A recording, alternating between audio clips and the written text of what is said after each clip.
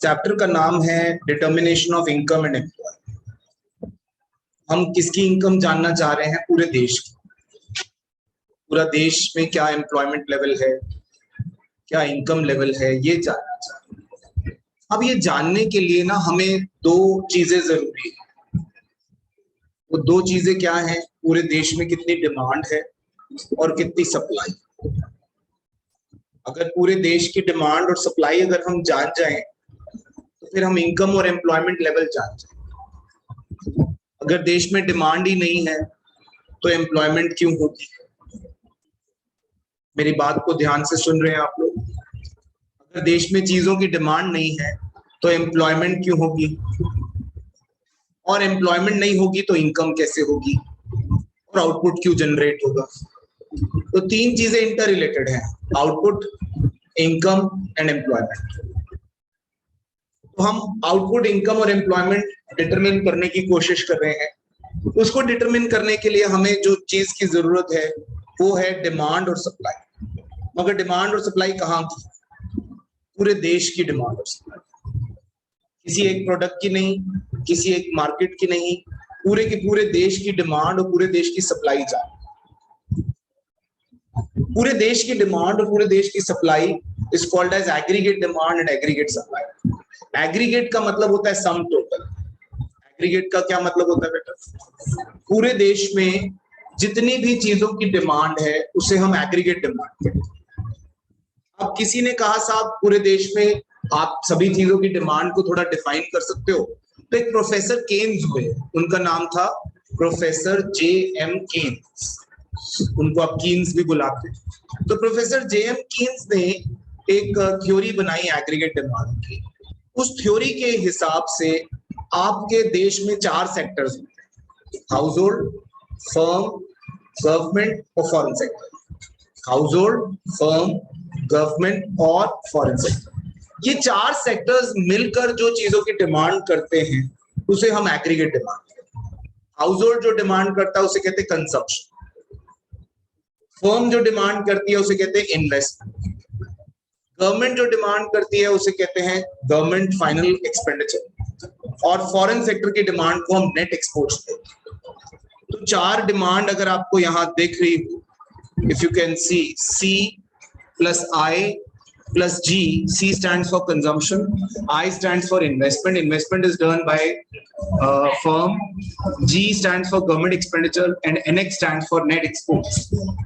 तो चारों सेक्टर्स की अगर मैं डिमांड टोटल कर लूं, that will become my aggregate demand. ठीक है। थ्योरी को समझाने के लिए इन टू सेक्टर इकोनॉमी, क्योंकि हम टू सेक्टर तक रिस्ट्रिक्टेड है, तो हमने सिर्फ C और I लिया, हमने G और NX नहीं लिया है। जब आप फोर सेक्टर इकोनॉमी पढ़ेंगे कभी फ्यूचर में तो आप G और NX भी पढ़ेंगे, अभी केवल आप C और I पढ़ रहे हैं। पहले हम C और I इंडिविजुअली पढ़ते हैं और फिर C और I को हम यहां मिलाकर एग्रीगेट डिमांड बनाते हैं। मैं आपको C और I इंडिविजुअली एक बार याद दिला रहा हूं कि C और I इंडिविजुअली कैसे लिखते हैं।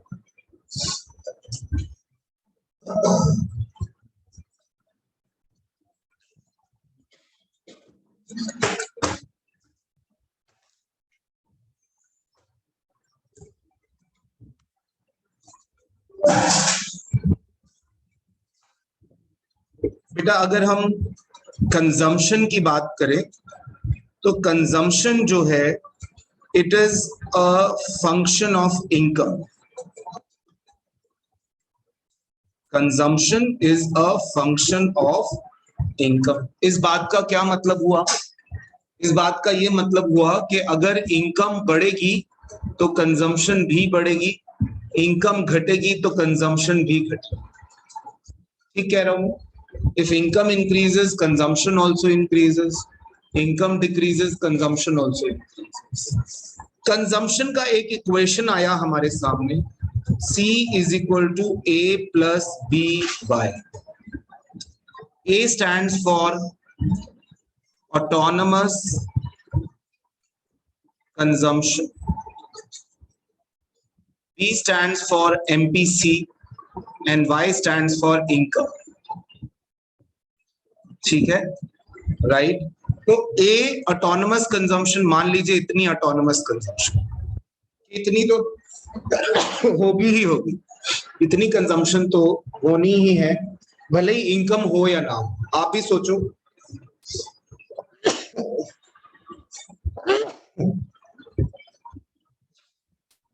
आप भी सोचो अगर आपकी इनकम ना हो तो आपकी कंजम्पशन होती है। आपकी तो इनकम है भी नहीं, आप कुछ कमाते हो? कोई भी नहीं। कोई पार्ट टाइम सब्जी बेचता हो आप में से? राघव, मैंने तेरे को देखा था पार्ट टाइम तो भल्ले बेच रहा था।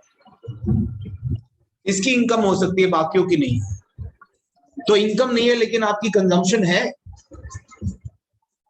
युवराज, कंजम्पशन है आपकी? कोई कंजम्पशन नहीं है, थोड़ी बहुत। कपड़े, टूथपेस्ट, टूथब्रश, जूते, स्कूल ड्रेस, स्कूल की फीस, ट्रांसपोर्टेशन, चश्मा, फोन, टीवी, इंटरनेट। खाने पे तो मैं अभी आया ही नहीं हूं और तू कह रहा कंजम्पशन नहीं है। थोड़ी है, ये थोड़ी है। इंटरनेट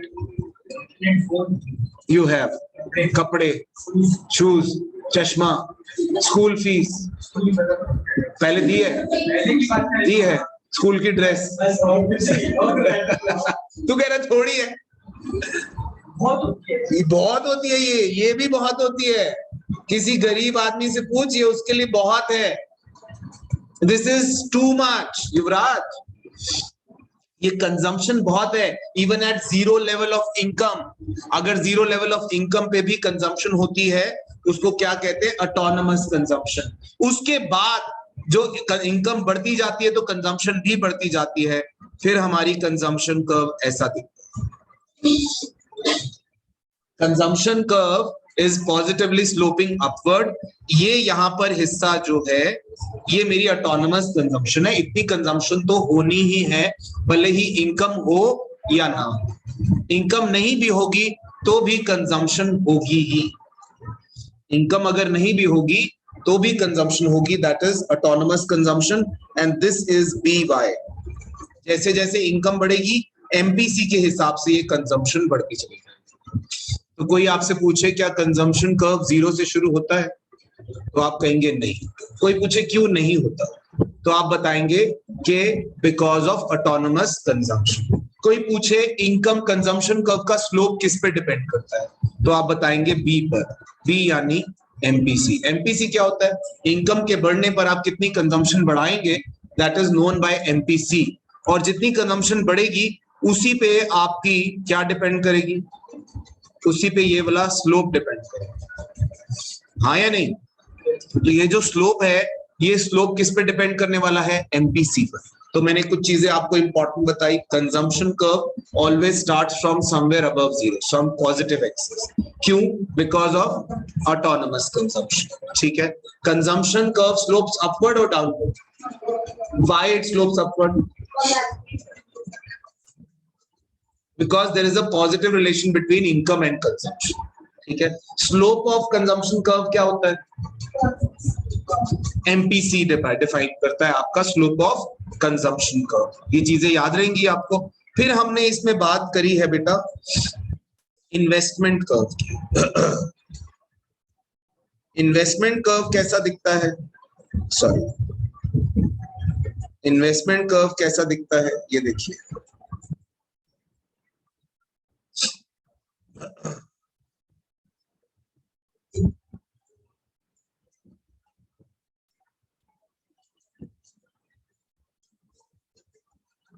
अटक नहीं गया, सो गया बेटा ये।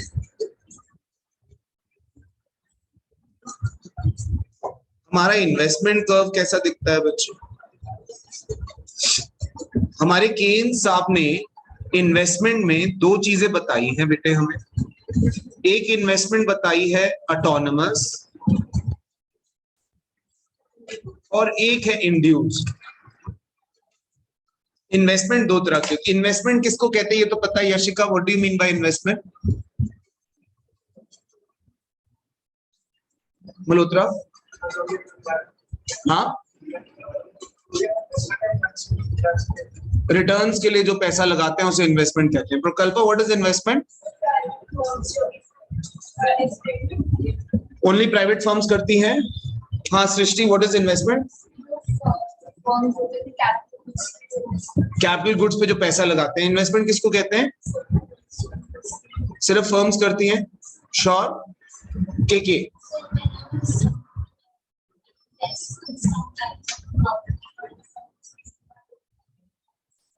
ओके राघव, इन्वेस्टमेंट किसको कहते हैं? प्लीज नो मजाक यार, मैं ऑलरेडी पता है यहाँ बच्चे पढ़ते तो है नहीं, सिर्फ मैं बोलने आता हूँ बेटे, जो टीचर आता है वो बोलता है और जाता है, nobody speaks here in return. आप उसमें और मजाक कर रहे हो, मत करो प्लीज। नुपुर, इन्वेस्टमेंट किसको कहते हैं? तो प्रॉफिट हो। अगर मैं कहूं कि आप पैसा लगाएं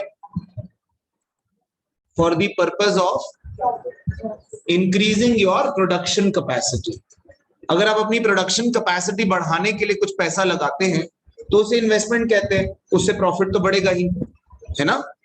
expenditure on some kind of capital goods to enhance the production capacity. उदाहरण सुनिए, एक लेडी है जो अपने घर में खाना बनाकर टिफिन सर्विसेज देती है, गुड इनफ, काम करती है।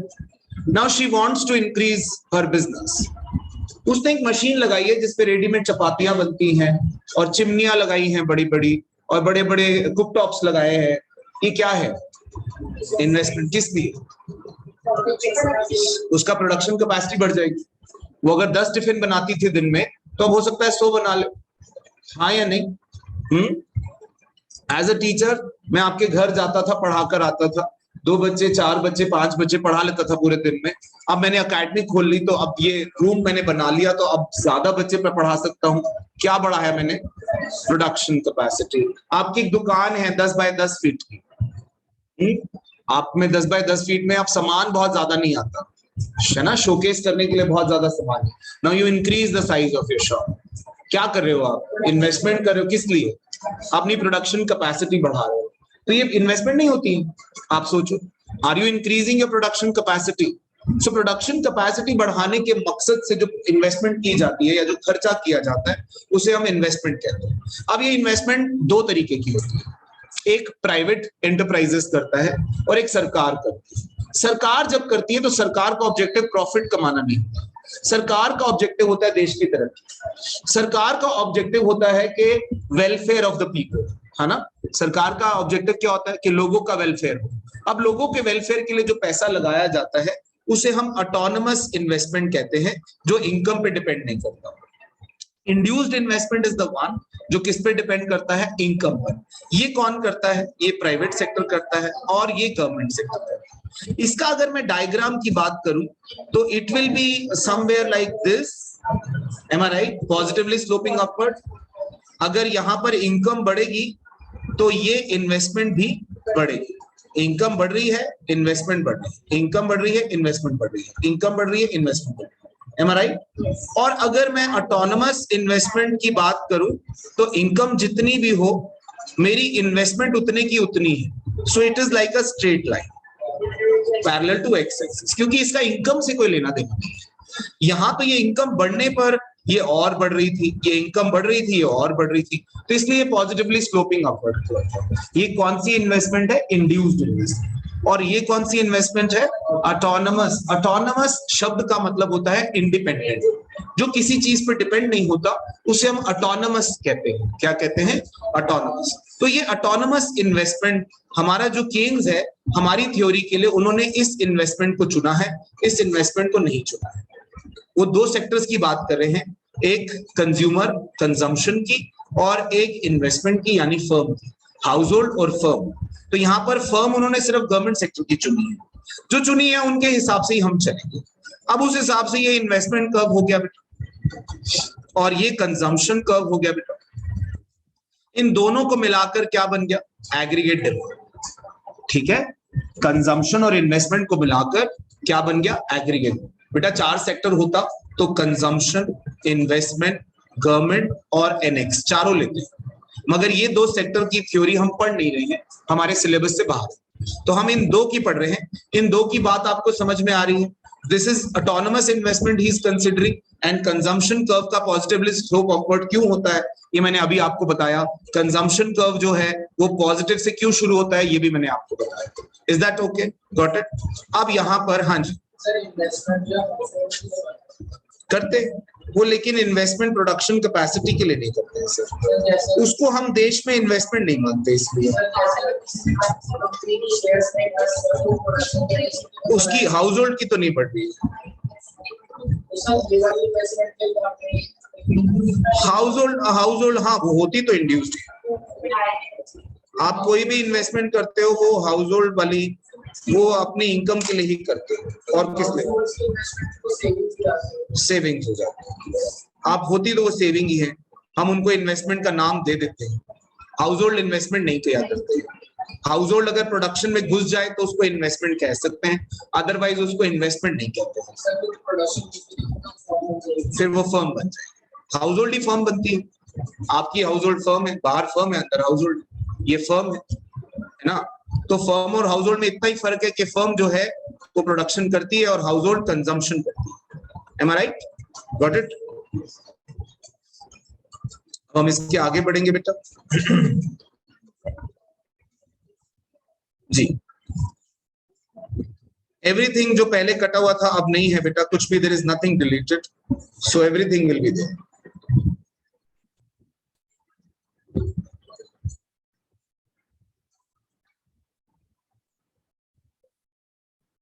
यहाँ पर ये हम एग्रीगेट डिमांड की बात कर रहे हैं। So aggregate demand is a sum total of consumption and investment, ठीक है।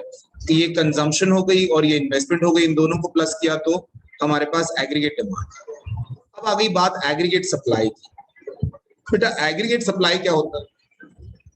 अगर लिटरल मीनिंग में जाने तो एग्रीगेट सप्लाई का मतलब है देश में जितने भी प्रोड्यूसर्स हैं, जितने भी सेलर्स हैं, सब मिलजुल कर जो सामान बनाकर बेच रहे हैं उसे हम सप्लाई, एग्रीगेट सप्लाई कहते हैं। आई रिपीट, पूरे देश में जितने भी लोग हैं वो जितनी भी टोटल प्रोडक्शन करके सप्लाई करते हैं उसे एग्रीगेट सप्लाई कहते हैं। एक उदाहरण दो, मारुति इंडिविजुअल कंपनी पूरे देश में 1 लाख गाड़ियां बना के बेचती है साल, और सभी कंपनियां मिलकर टोटल कुछ 20 लाख गाड़ियां बनाकर बेचते हैं। तो एग्रीगेट सप्लाई हुई 20 लाख कार्स इन कार्स इंडस्ट्री।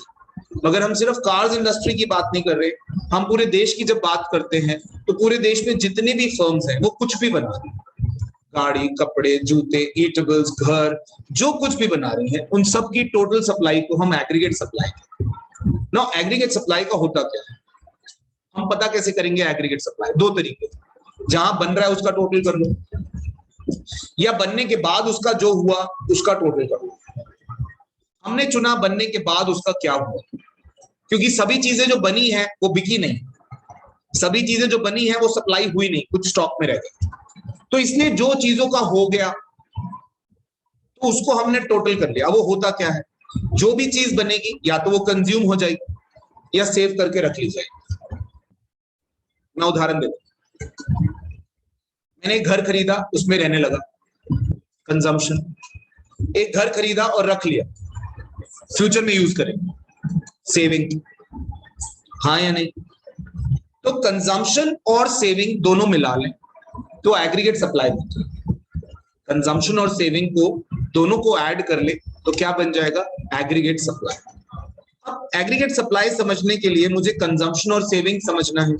अगर मैं कंजम्पशन और सेविंग समझ जाऊं तो मुझे एग्रीगेट सप्लाई समझने में ज्यादा दिक्कत नहीं। आइए जरा इस पे ध्यान देते हैं।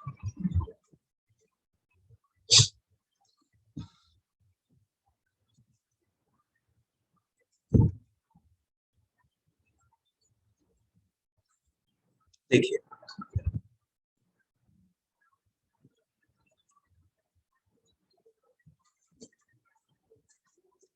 कंजम्पशन अभी आपने समझा ऐसा होता है बेटा, ये आपने कंजम्पशन समझा, इसका कारण भी आपने समझा कि ये पॉजिटिवली स्लोपिंग अपवर्ड क्यों होता है। क्यों होता है? क्योंकि इनकम और कंजम्पशन में पॉजिटिव रिलेशन। और ये यहां से क्यों शुरू होता है? आस्था, why does consumption curve starts from here, not here? Autonomous consumption positive होती है even at 0 level of income. अब आप जब आप पॉजिटिव कंजम्पशन, देखो बेटा इनकम कितनी है 0, हाँ बच्चे इनकम कितनी है 0 पर भी आप कुछ प्लस कंजम्पशन कर रहे हो, आप सोच के देखो कहां से करोगे, और कोई तरीका ही नहीं, आपकी इनकम नहीं है और फिर भी आप कंजम्पशन कर रहे हो। हमारे हाउस होल्ड की, भगवान ना करे कभी ऐसा हो, हमारे हाउस होल्ड की इनकम ना हो। अभी कोरोना पीरियड निकला, क्या किया हम लोगों ने, सेविंग से तो कंज्यूम करी, और क्या किया, हमारी तो इनकम बंद हो गई। कुछ लोग जो नौकरी कर रहे थे उन लोगों को तो नौकरी से तनख्वाह शायद मिल रही थी कि नहीं, आई डोंट नो, कईयों की कट गई थी, कईयों की मिल रही थी। जो सेल्फ एम्प्लॉयड थे मेरी तरह, रिक्शे वाले, हम लोगों की बड़ी हालत खराब थी, हम लोगों के पास पैसा ही नहीं था। अब रिक्शे वाला सवारी उठाए तो उसको पैसा मिले, रिक्शा सवारी बाहर ही नहीं। अब मेरे जैसा आदमी कोई बच्चा पढ़ाए तो पैसा मिले, बच्चा ही नहीं है। तो हमारे को बहुत मुश्किल हुई, मेरे को, रिक्शे वालों को, सबको बहुत दिक्कत हुई, आइसक्रीम वालों को बहुत परेशानी हुई। इनकम नहीं थी तो क्या खाया हम,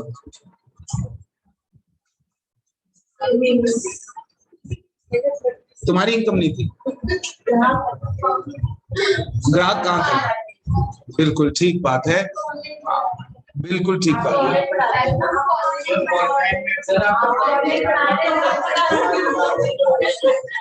सब लोग अलग अलग बोल रहे हो या एक ही बात सब लोग कहते हैं? मैं ऑनलाइन पढ़ा रहा था, भगवान से डरूं।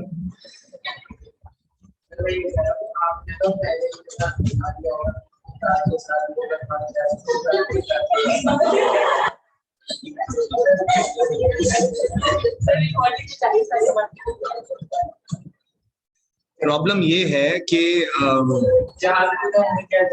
हाँ, तो यहाँ पर मैंने कहा कंजम्पशन हमारी प्लस से शुरू होती है, क्योंकि consumption is always positive even at 0 level of. अब जितनी प्लस कंजम्पशन है बेटा, उतनी ही हमें माइनस में सेविंग होगी। जितनी ये प्लस कंजम्पशन होगी उतनी ही माइनस सेविंग होगी, यानी plus C is equal to minus S. अब यानी हमारा सेविंग कर्व यहां से इनिशिएट होता है। अब सेविंग भी इनकम से पॉजिटिवली रिलेटेड है। सेविंग जो है इनकम से पॉजिटिवली रिलेटेड, क्योंकि इनकम से पॉजिटिवली रिलेटेड है तो सेविंग कर्व भी स्लोपिंग अपवर्ड है। क्यों स्लोपिंग अपवर्ड है? As income increases saving also increase. ठीक है, जैसे कंजम्पशन कर्व स्लोपिंग अपवर्ड है, सेविंग कर्व भी स्लोपिंग अपवर्ड है, क्योंकि saving is positively related with income. अब हमने एक एग्रीगेट सप्लाई कर्व बनाना है जो कि सी और एस को मिलाकर होगा। बेटा अगर plus C is equal to minus S, तो यहां पर आपका जो एग्रीगेट सप्लाई है वो एग्रीगेट सप्लाई प्लस सी और माइनस एस, तो ये दोनों कट जाएंगे क्योंकि दोनों बराबर है। तो एग्रीगेट सप्लाई कहां से शुरू होगा? 0 से। एग्रीगेट सप्लाई कहां से शुरू होगा? 0 से। दूसरा पॉइंट एग्रीगेट सप्लाई को ये देगा जहां पर S इज इक्वल टू 0, जहां S इज इक्वल टू 0 होगा बेटा, इसमें अगर S 0 हो जाए तो एग्रीगेट सप्लाई क्या बचेगा? C के बराबर, है ना? तो यानी यहां पर एग्रीगेट सप्लाई और C दोनों एक दूसरे को काटेंगे। जहां S 0 होगा वहां AS और C दोनों बराबर होंगे, am I right?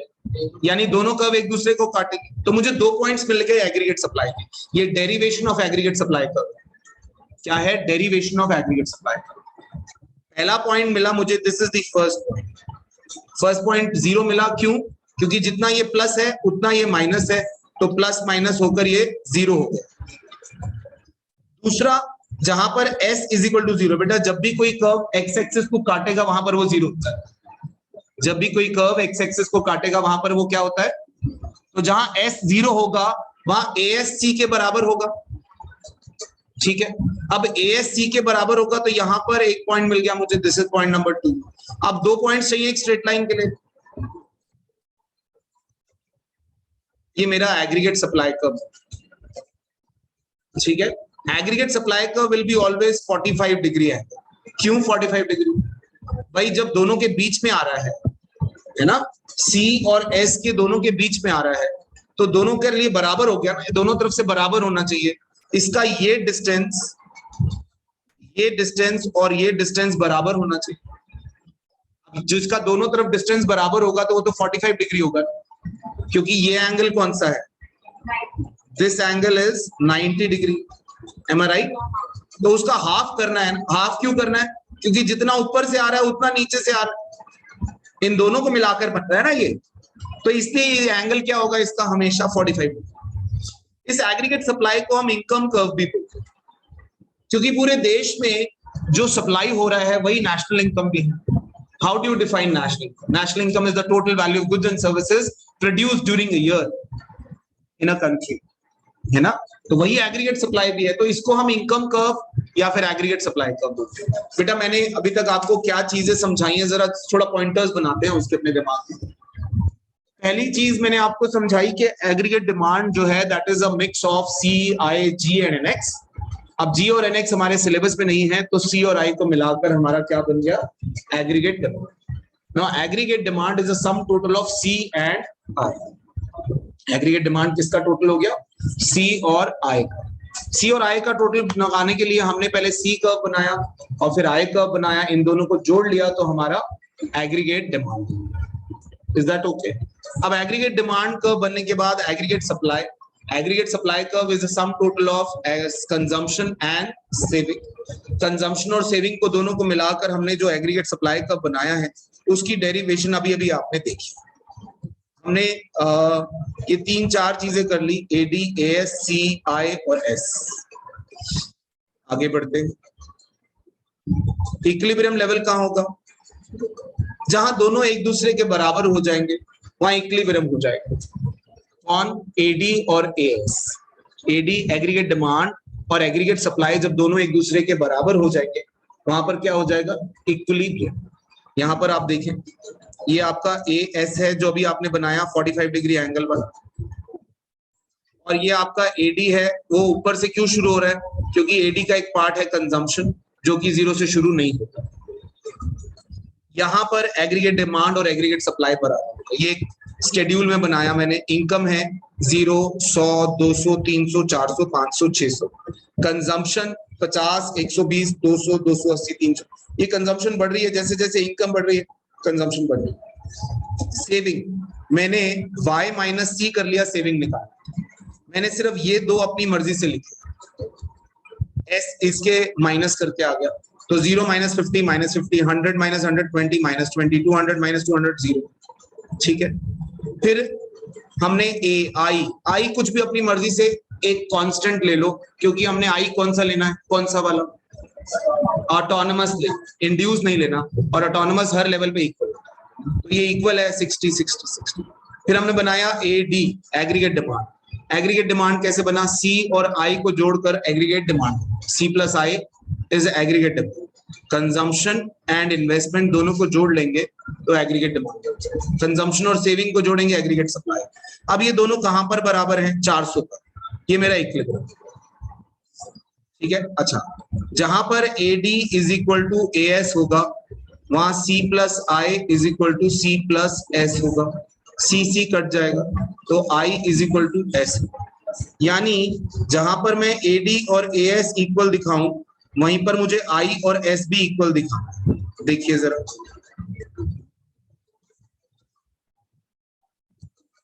अच्छा ये बातें भी मुझे आपसे करनी है, करेक्ट। ये देखिए जहां पर एडी एएस इक्वल है वहां पर एस और आई भी हमने इक्वल दिखा, कुछ इस तरह से दिखाइएगा। छोटा सा डायग्राम बना, ये एएस ये एडी, एडी एएस, ये जहां इक्वल है ये नीचे ले आइए,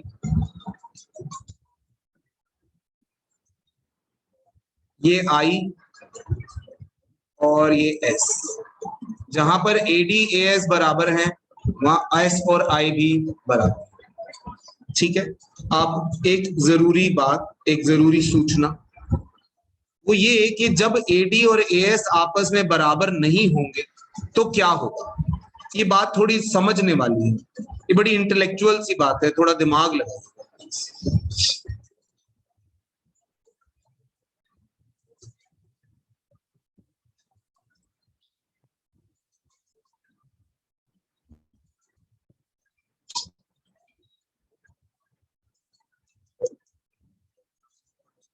स्ट्रेंजर थिंग्स के बेटा वो आ गए हैं नए वाले एपिसोड।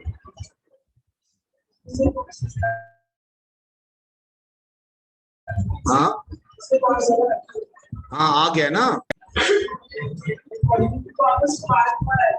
आ गया। अरे जुलाई में जो आना था वो आ गया बेटे, आ गया। हाँ और मैं क्या बोलूं, चलो देखो बेटे, जब एडी एएस से ज्यादा होगा, देखो एग्रीगेट डिमांड और एग्रीगेट सप्लाई या तो बराबर होंगी या बराबर नहीं होंगे। अगर बराबर नहीं होंगे तो दोनों में से एक ज्यादा होगा दूसरे से। क्या मैं ठीक कह रहा हूं? या तो दोनों बराबर होंगे या दोनों बराबर नहीं होंगे। दोनों बराबर होंगे तो इक्विलिब्रियम हो जाएगा, बराबर नहीं होंगे तो या तो एडी ज्यादा होगा या एएस ज्यादा होगा, है ना।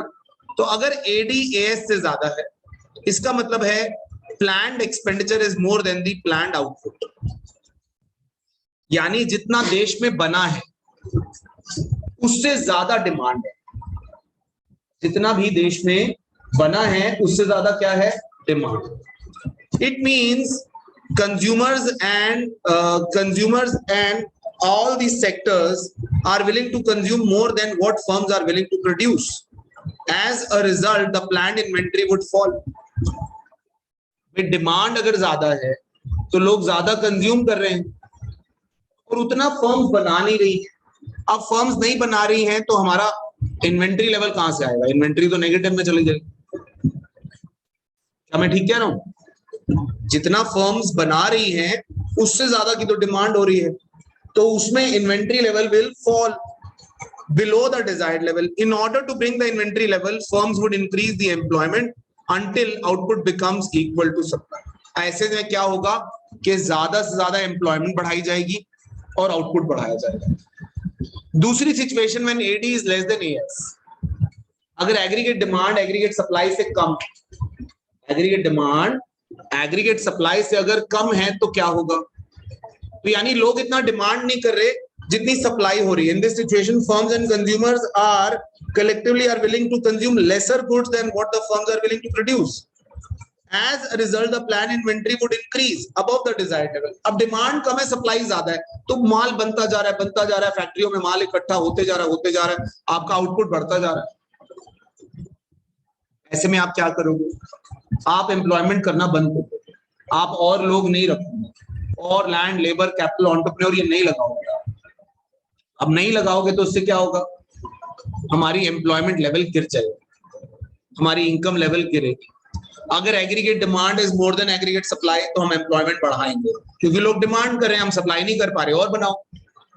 लेकिन अगर एग्रीगेट डिमांड एग्रीगेट सप्लाई से कम है, यानी सप्लाई ऑलरेडी ज्यादा है, तो फिर हम एम्प्लॉयमेंट क्यों करेंगे। हम चैप्टर क्या है बेटा, determination of income and employment. Income and employment level equilibrium पर कहां डिटरमिन होता है, जहां AD is equal to AS होता है। अगर एडी और एएस दोनों बराबर नहीं होंगे तो दो में से एक सिचुएशन अराइज करेगी, या तो एडी ज्यादा होगा या एएस। अगर एडी ज्यादा हुआ, डिमांड ज्यादा हुई, तो फर्म जो है और ज्यादा प्रोड्यूस करेंगी, और ज्यादा प्रोड्यूस करने के लिए और ज्यादा एम्प्लॉयमेंट करनी पड़ेगी। अगर इसकी विपरीत सिचुएशन हुई कि एग्रीगेट डिमांड कम है और एग्रीगेट सप्लाई ज्यादा है, तो ऐसे में फर्म्स और प्रोडक्शन करना बंद कर देंगी, और प्रोडक्शन करना बंद करेंगी तो एम्प्लॉयमेंट लेवल गिर जाएगा। ठीक है, गॉट इट और नॉट।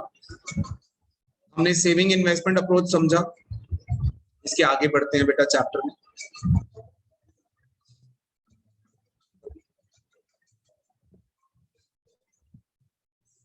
फुल एम्प्लॉयमेंट इक्विलिब्रियम, ये बेटा सिर्फ आई वॉश है। फुल एम्प्लॉयमेंट, अंडर एम्प्लॉयमेंट, ये कोई एक्चुअल में कोई ऐसा पॉसिबल वो नहीं है। फुल एम्प्लॉयमेंट यानी कि आप एडी और एएस जहां पर बराबर हो रहे हैं वहां फुल एम्प्लॉयमेंट हो रही है, उसे फुल एम्प्लॉयमेंट इक्विलिब्रियम कहते हैं। लेकिन एडी एएस ऐसी सिचुएशन पे इक्वल होते हैं जहां एम्प्लॉयमेंट फुल नहीं है। पहले तो ये समझो कि फुल एम्प्लॉयमेंट किसको कहते हैं। Any one of you, what is full employment? Anybody else apart from these 2-3? Ishika? नहीं। What is full employment situation? क्या full employment का मतलब है देश में जितने भी रिसोर्सेज है सब एम्प्लॉयड है? Yes.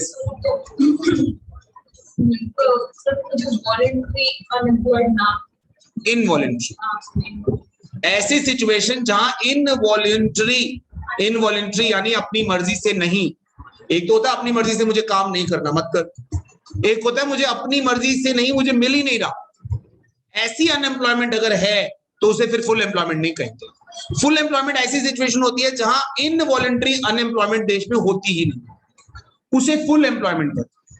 अब ऐसी सिचुएशन पर आकर एडी और एएस बराबर हो जाए, that is full employment equilibrium. इससे कम में हो जाए अंडर एम्प्लॉयमेंट, इससे ऊपर हो जाए तो ओवर एम्प्लॉयमेंट। इक्विलिब्रियम कहां होगा? जहां एडी और एएस बराबर हो। एडी और एएस ऐसी जगह पर बराबर हो जाए जहां पर फुल एम्प्लॉयमेंट है, तो this is full employment equilibrium. ऐसी जगह पर इक्वल हो जाए जहां फुल एम्प्लॉयमेंट नहीं है, दैट इज अंडर एम्प्लॉयमेंट, और इससे ऊपर हो जाए तो ओवर एम्प्लॉयमेंट। देखिए, ये देखिए,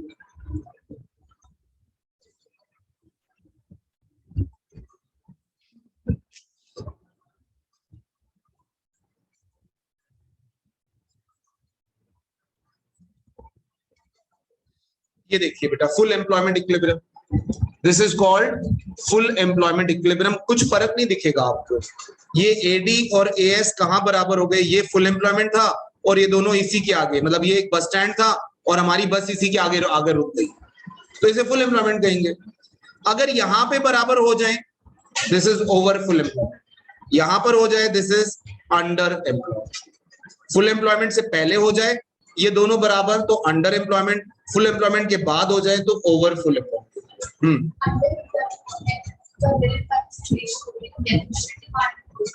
बोल सकते हो ओवर फुल एम्प्लॉयमेंट। अगर बेटा एग्रीगेट डिमांड यहां पर देखो, अगर आपका एग्रीगेट डिमांड घटकर 81 पे आ जाए, ये घट गया 81 पे आ गया, आप अब नया इक्विलिब्रियम कहां बना? यहां, जहां पर 81 और एएस बराबर हो गए। यहां पर क्या बराबर है? 81 इज इक्वल टू एएस। ये नया इक्विलिब्रियम हो गया, इसको अंडर एम्प्लॉयमेंट इक्विलिब्रियम हो गया। Is that okay? और अगर इसके ऊपर हो जाए, अंडर एम्प्लॉयमेंट से क्या होगा? अनएम्प्लॉयमेंट होगी, देश में रिसेशन आएगा, देश में बिजनेस की कमी होगी, that is under employment. Over employment कौन सा होगा बेटा? जहां आप इक्विलिब्रियम पर पहुंच चुके थे फुल एम्प्लॉयमेंट पर, अगर एग्रीगेट डिमांड अगर और बढ़ जाए, एडी 1 पे आ गई, अब एडी 1 एएस के बराबर हुआ यहां पर, this situation is called as over full employment. आप फुल एम्प्लॉयमेंट कब की क्रॉस कर चुके हैं, this kind of situation is over full employment equilibrium. Is that okay? तो over full employment equilibrium, under employment equilibrium and full employment equilibrium. Under employment में unemployment होगी, over full employment में excess demand होगी। बोलिए, aggregate supply का straight line हो जाता है, वो इसलिए हो जाता है क्योंकि ओवर फुल एम्प्लॉयमेंट के बाद सप्लाई, बेसिकली लोग ये कहते हैं कि टेक्निकली फुल एम्प्लॉयमेंट के बाद सप्लाई तो और हो ही नहीं सकती, तो एग्रीगेट सप्लाई जो है वो इस तरह से ना जाकर, इसके बाद after this point aggregate supply curve जो है इस तरह से ना जाकर इस तरह से जानी चाहिए, क्योंकि फुल एम्प्लॉयमेंट के बाद कैसे प्रोडक्शन हो रही है। So that is what they want to say. ये देखिए, यहाँ पर एग्रीगेट सप्लाई जो है वो यहाँ ऐसी हो जानी चाहिए, क्योंकि इसके बाद तो प्रोडक्शन हो ही नहीं सकती, प्रोडक्शन पॉसिबल ही नहीं है, क्योंकि आप ऑलरेडी फुल एम्प्लॉयमेंट पर हो। लेकिन उन्होंने ये दिखाया कि अगर होती तो, बस इस पे उन्होंने बात बंद कर दी, उन्होंने आगे बात नहीं करी। ठीक है, हाँ। कॉन्सेप्ट ऑफ इन्वेस्टमेंट मल्टीप्लायर, बेटा देश में अगर कोई इन्वेस्टमेंट करता है तो उससे लोगों की इनकम बढ़ती है, ये हम सब जानते हैं। कोई भी इन्वेस्टमेंट होगी तो इनकम होगी, क्यों मल्होत्रा? अगर सरकार इन्वेस्टमेंट करेगी तो सरकार इन्वेस्टमेंट करने से कुछ नई फैक्ट्रीज, नई फर्म्स बनाएगी, उससे लोगों को एम्प्लॉयमेंट मिलेगी। हम जब कोई इन्वेस्टमेंट करते हैं तो लोगों को एम्प्लॉयमेंट मिलती है।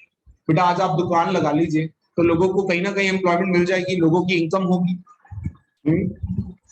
आपके पास जो सेल्समैन काम करेगा, आप जिससे मटेरियल खरीदोगे, उन सबकी इनकम होगी। तो आप जब इन्वेस्टमेंट करेंगे तो लोगों की इनकम होगी।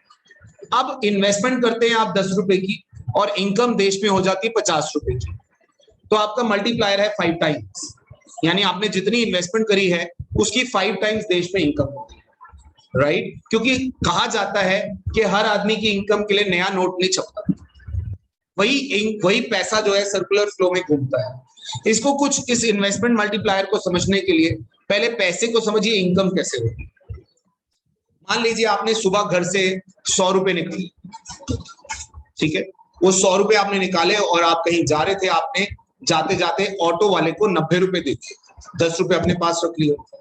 अब 100 रुपए से उस ऑटो वाले की 90 रुपए की इनकम हो गई, एम आई राइट? उस 90 रुपए की इनकम से उसने 10 रुपए अपने पास रख लिए और 80 रुपए का दूध ले लिया घर के लिए।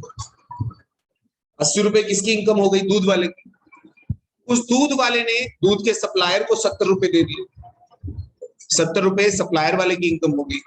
सप्लायर ने कुछ पैसा गाड़ी वाले को दे दिया, कुछ दूध की कंपनी को दे दिया, उनकी इनकम हो गई। होती जा रही है इनकम। घर से कितने रुपए निकले थे? 100 रुपए। 100 रुपए के बाद 90 रुपए की इनकम हुई, 90 के बाद 80 की इनकम हुई। मान लो वो 100 रुपए की इनकम बढ़ाते बढ़ाते पूरे दिन में कहीं करीबन उसने 400 रुपए की इनकम जनरेट कर। तो यानी देश में इन्वेस्टमेंट मल्टीप्लायर की वैल्यू हो गई 4। यानी कितने times, how many times income gets increased. बेटा जब भी आप इन्वेस्टमेंट करेंगे उससे इनकम इंक्रीज होगी। कितनी इनकम इंक्रीज होगी आपकी इन्वेस्टमेंट से? That is told by investment multiplier. So investment multiplier is nothing but a constant, एक कांस्टेंट है जो आपको ये समझाता है कि अगर आप देश में इन्वेस्टमेंट करते हैं तो उसके कुछ गुना इनकम होगी। कितनी इनकम होगी? That is told by investment multiplier. Investment multiplier का जो फॉर्मूला है वो है delta Y by delta I. अगर आप यहां ध्यान से देखें, दिस इज इन्वेस्टमेंट मल्टीप्लायर का फॉर्मूला। डेल्टा वाई यानी change in income, delta I यानी चेंज इन इन्वेस्टमेंट। अब आप देखिए यहां पर, अगर आपने 500 रुपए की इन्वेस्टमेंट करी है और 500 रुपए की इन्वेस्टमेंट से कितने की इनकम हो गई? 2000 की इनकम हो गई। 500 रुपए की इन्वेस्टमेंट से कितनी इनकम हो गई बेटा? 2000। तो आपकी इन्वेस्टमेंट मल्टीप्लायर कितना हो गया? 4 हो। 4, दैट्स इट। इसके आगे और कुछ नहीं लगता, कोई यूनिट यहां नहीं लगती है। इट इज ओनली 4, यानी 4 टाइम्स आपकी इनकम जनरेट होगी। वर्किंग ऑफ मल्टीप्लायर एक बार ही देखेंगे। जो मैंने अभी दूध वाला एग्जांपल दिया है, ऐसा ही कुछ एग्जांपल है आपके पास। अच्छा, इन्वेस्टमेंट मल्टीप्लायर किस पे डिपेंड करता है? आपकी एमपीसी पर। आप कितनी एमपीसी है? एमपीसी क्या होता है कि जितनी इनकम आपके पास आई है उसका कितना हिस्सा आप खर्च देंगे। मान लीजिए हमारे एग्जांपल में एमपीसी जो है वो 90%, यानी आपके पास जितनी इनकम आती है उसका 90% आप खर्च देते हैं। ऐसा जरूरी नहीं है, हमारे गुप्ता गोयल भाई बहन 10-20% ही खर्च पाते हैं, बाकी जमा कर लेते हैं।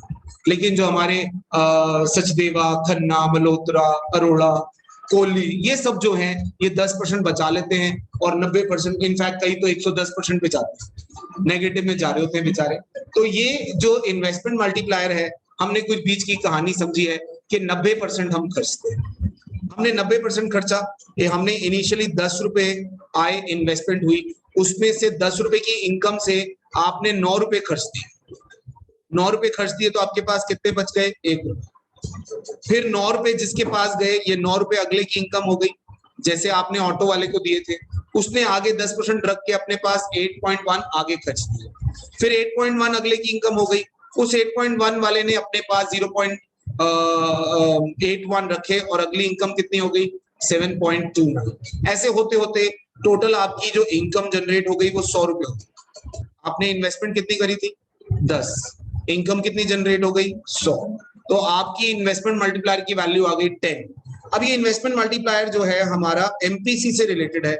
ये कहना चाहता है कि जितना एमपीसी होगा उतनी इनकम होगी, यानी जितना लोग खर्चेंगे उतनी ज्यादा देश की इनकम होगी। ऐसा ही, इसीलिए आपने देखा भी होगा कि दिवाली, शादियों के टाइम पर, ईद के टाइम पर देश में बहुत प्रॉस्पेरिटी रहती है, देश में पैसा बहुत आता है क्योंकि लोग खर्चते हैं। ये तो भला हमारे देश के वो जो पिछले रीति रिवाज हैं कि हम शादियों में इतना पैसा उड़ा देते हैं, देश चलने लगता है। शादियों का सीजन आता है, देश चलता है। ये हमारे देश में होता है बेटा ऐसा। 600 लोग, 800 लोग, हलवाई बनाए जा रहा है, बनाए जा। आप कभी फॉरेन जाओ, 10, 12, 15 लोगों में शादी कर लेते हैं हम। पारकपुर में शादी, आई डू होगी शादी, चलो घर, है ना। यहाँ तो शादियों का बड़ा बुरा हाल है। यहाँ तो बच्चा पैदा होता है तो माँ बाप शादी की चिंता करने लगते हैं कि इसकी शादी के लिए पैसा चाहिए। थोड़ी सिचुएशन खराब है, but it is what it is, can't do it. अब इसके बारे में हम कुछ नहीं कर सकते, but this is what happens. तो अब शादी करनी है और उसके लिए पैसा, दिवाली आ गई उसके लिए पैसा, है ना, ईद आ गई उसके लिए पैसा। आजकल तो हम नए नए त्योहार मनाने लगे हैं, यूनिटी इन डाइवर्सिटी हो गया है। कभी मैंने नहीं पहले देखा था कि गणेश चतुर्थी मनाई जाती थी, पहले बॉम्बे में होता था। महाराष्ट्र में, अब तो दिल्ली में भी बहुत बनाया जाता है। अब लोग क्रिसमस बहुत बनाते हैं, न्यू ईयर बहुत मनाते हैं, पता नहीं बहुत सारे त्योहार हम लोग मनाने लगे हैं, है ना। मतलब हम किसी का नहीं समझते। हमारे लिए त्योहार का मतलब होता है शराब, नाच गाना, chips, cold drink, that's it. इसके अलावा शराब, बताइए त्योहार का क्या मतलब होता है? पत्ते, हाँ बेटा, शराब अभी तक आपके पास पहुंची नहीं होगी ना, और थोड़े साल रुक जाओ। बकरे की माँ कब तक खैर मनाएगी बेटा, ऐसे कहते हैं। मैं बचपन से कहता आया मैं शादी नहीं करूंगा, आज 2 बच्चे हैं मेरे, भरा पूरा परिवार है, बचपन से कहता रहा नहीं शादी, हाँ शादी करनी पड़ती है, ये ऐसा लगता है। मैं तो कह रहा हूँ भला भला हो तेरी, ना शादी हो ना तो पिए। अच्छा, शादी में इंटरेस्ट है, शादी में तो पूरा इंटरेस्ट है, अभी से ढूंढी हुई है। हाँ देखते हैं, अच्छा मतलब ये झूठ नहीं है, अच्छा हाँ है, अच्छा है, बहन है। तो किसी की बहन है ना, किसी की बहन तो होगी, है ना, हाँ अच्छा हाँ।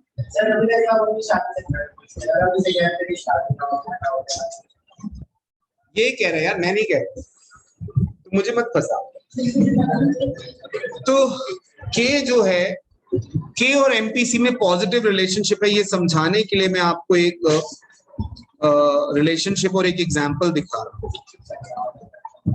बेटे।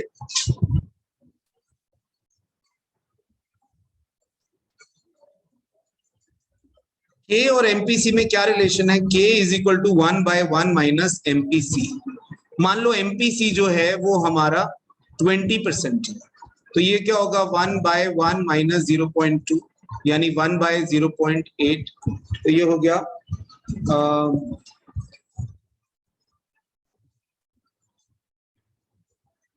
1.25, ठीक है।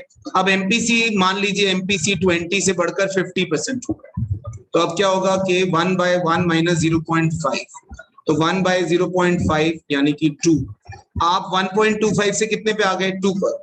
क्यों? क्योंकि एमपीसी बढ़ गया। तो एमपीसी और के बीच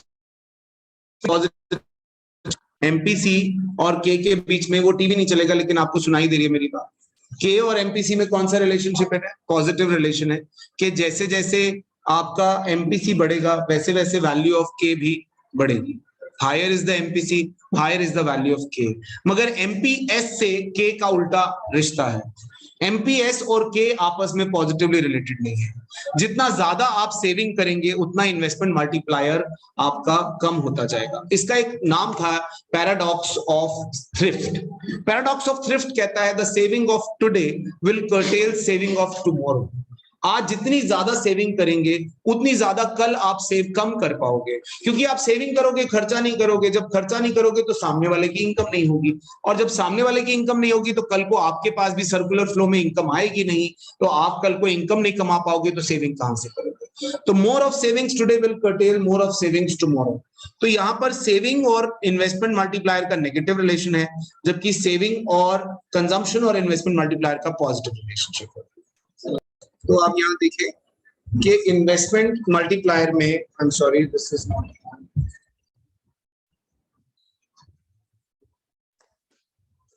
इन्वेस्टमेंट मल्टीप्लायर क्या होता है ये आपको समझ में आ गया, उसकी वर्किंग याद आ गई।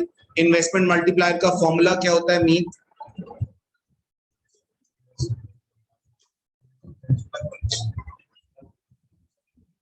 अभी तो करा, 2 फॉर्मूले करे नुपुर, एक बता। 1 minus MP C, 1/1 minus MP C, या फिर 1/एमपी एस। दूसरा फॉर्मूला क्या था? Delta Y upon delta I. ये 2 फॉर्मूले थे हमारे इन्वेस्टमेंट मल्टीप्लायर के। अब वो इन्वेस्टमेंट मल्टीप्लायर अगर मैं डायग्राम में दिखाऊं तो मेरा जो एग्रीगेट डिमांड है बेटा वो ऊपर की तरफ जा रहा है। वो एग्रीगेट डिमांड ऊपर क्यों जाएगा? एग्रीगेट डिमांड किस चीजों से बना हुआ है? सी और आई से। अब हमारा आई बढ़ रहा है ना, आई बढ़ेगा तो हमारा जो है एग्रीगेट डिमांड ऊपर की तरफ जाएगा। एग्रीगेट डिमांड ऊपर की तरफ जाएगा, हमारा इन्वेस्टमेंट मल्टीप्लायर से हमारा का इफेक्ट दिखेगा। ये देखिए,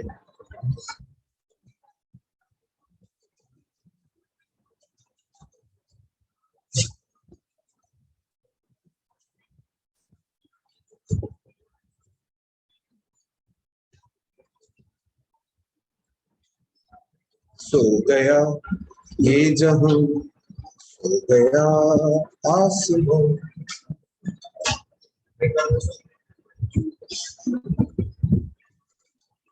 अपनी कहानी चल रही है इसकी कोई।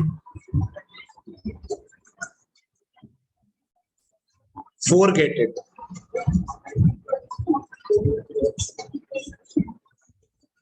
बेटा इन्वेस्टमेंट मल्टीप्लायर का अगर हमें डायग्रामेटिकली समझना है तो ये एक डायग्राम आपको मैं समझा। ये एग्रीगेट सप्लाई है, ये एग्रीगेट डिमांड है। एग्रीगेट डिमांड क्या है? C प्लस आई। अब आई अगर बढ़ जाए तो मेरा एग्रीगेट डिमांड भी बढ़ जाएगी, क्योंकि it will B C plus I plus delta, है ना। पहले वाला इक्विलिब्रियम कहां था बेटा? यहां। अब नया वाला इक्विलिब्रियम कहां आ गया बच्चे? यहां। इस डेल्टा आई की वजह से मेरी डेल्टा वाई बढ़ गई, है ना। डेल्टा आई की वजह से क्या बढ़ गया है? Delta Y. So this is the relation between investment multiplier. अब investment multiplier K is equal to 1/1 minus MPC या फिर 1/MPS। ये रिलेशनशिप आपको क्लियर है बेटा?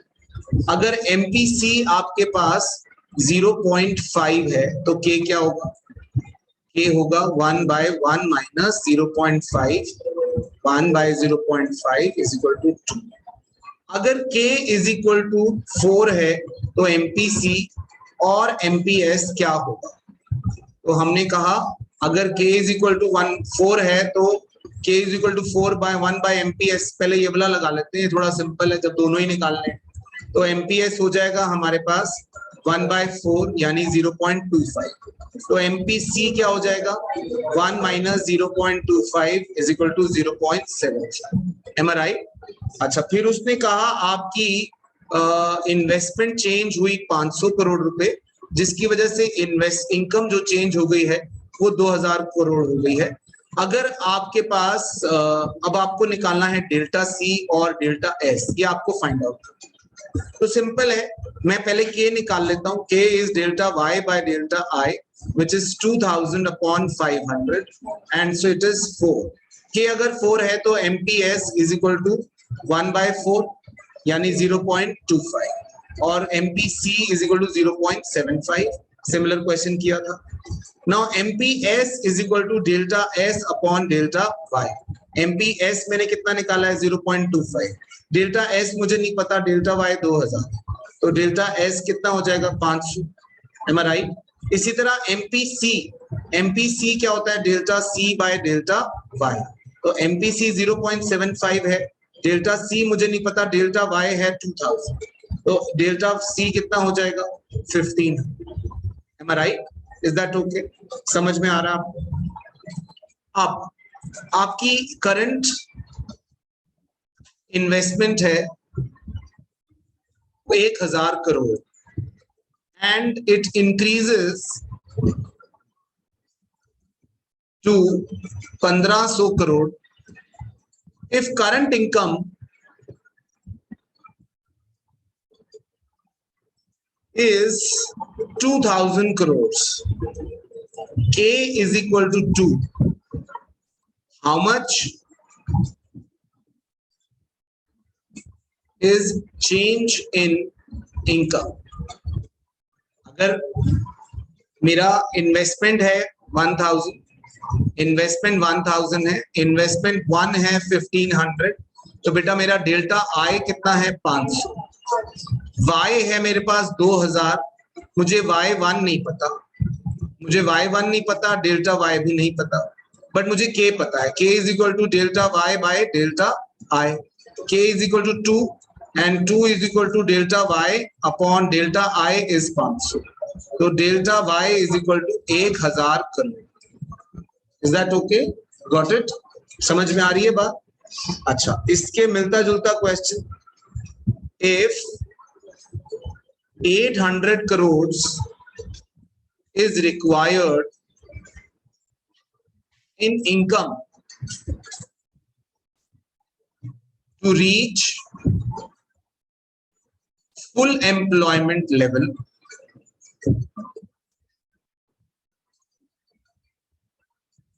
how much increase in investment is required if K is equal to 4. उसने क्या बताया, उसने कहा 800 करोड़ की इनकम और चाहिए अगर मुझे फुल एम्प्लॉयमेंट, तो यानी मुझे डेल्टा वाई दे दिया उसने 800.